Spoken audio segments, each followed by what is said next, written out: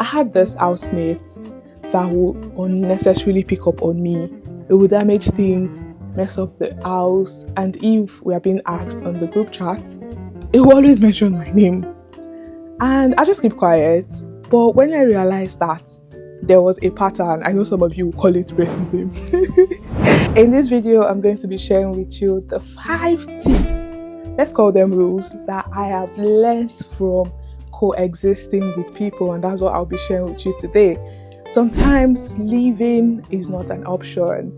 It takes so many financial and mental preparation. You might just fall in love with the area, the house, maybe it's even close to your work or your kids' school, and you need to know how to deal with such people.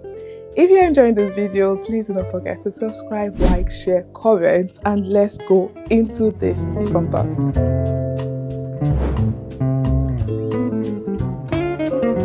The first rule to handling difficult people is not to react to everything they do.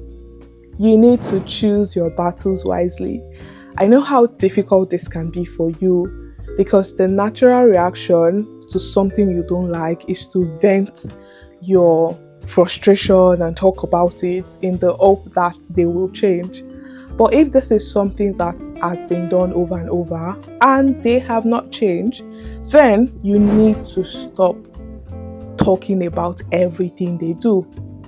The natural thing for this kind of people is they love it when they see you angry. They love it when they get to you. And you always complaining just gives them that boost to do more. It gives them the strength, and on the long run, the cycle keeps happening. They do something, you get mad. They see you get mad, they like it, they keep doing it. But this time, let's apply a reverse psychology. All you have to do is to turn a blind eye, and you would naturally see them get angry and want to do more. And when they see it's not getting to you, they start to talk senses into their head and calm themselves down because why is this thing not getting to this person? So don't react to everything except it's a life and death matter.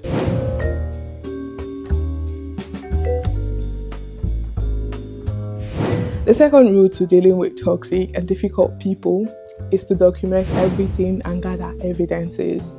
This is very important, especially for immigrants. It helped me. I had this housemate that would unnecessarily pick up on me. It would damage things, mess up the house, and if we are being asked on the group chat, it will always mention my name. And I just keep quiet. But when I realized that there was a pattern, I know some of you call it racism, I realized he kept doing this, and I started taking pictures, videos, timestamp, and just kept it on my phone. Then this fateful day, he thought it was just like every other day. Once he mentioned my name, I just took all the pictures and everything I've gathered and sent it to the group chat. He was very dumbfounded, and for every time I just gathered evidences, and it started reducing mentioning my name. When I wanted to leave the house and terminate my contract before the termination date, these evidences was what I presented that allowed to the agreement of early termination. You know, the UK, they don't joke with contracts. I was able to go against it just for this reason.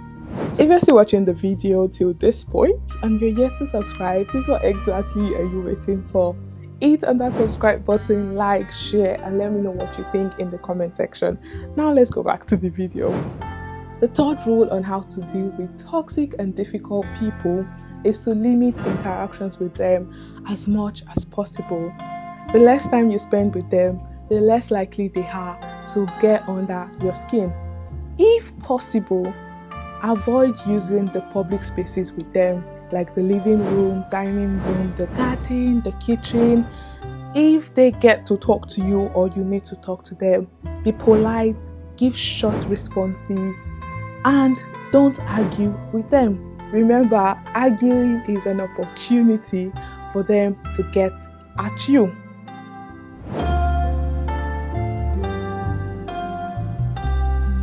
The fourth rule on how to live peacefully with difficult and toxic people is to make compromises. If you live with sane people, you have to win some, lose some. That is how peaceful coexisting happens. Not to talk of the opposite that we are considering.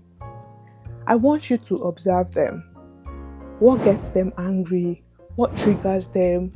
What makes them act out? What don't they like?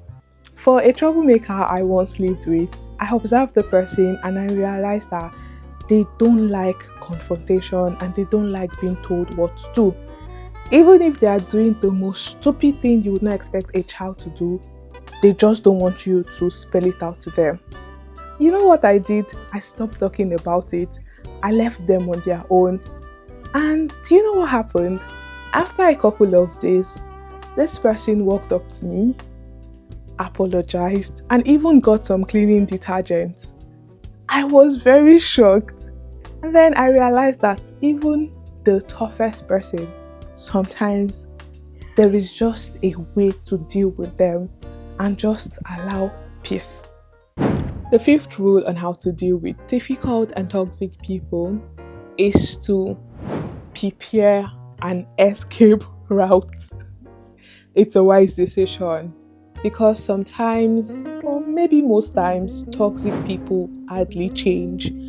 They are very seasonal. You could feel, oh, they are now okay, and the next minute they have started their toxicity, and you need to protect yourself. Your escape route could be permanently leaving the house, speaking to a higher authority on what is happening, and I urge that you do that as soon as possible and not just wait till the last minute when you are tired.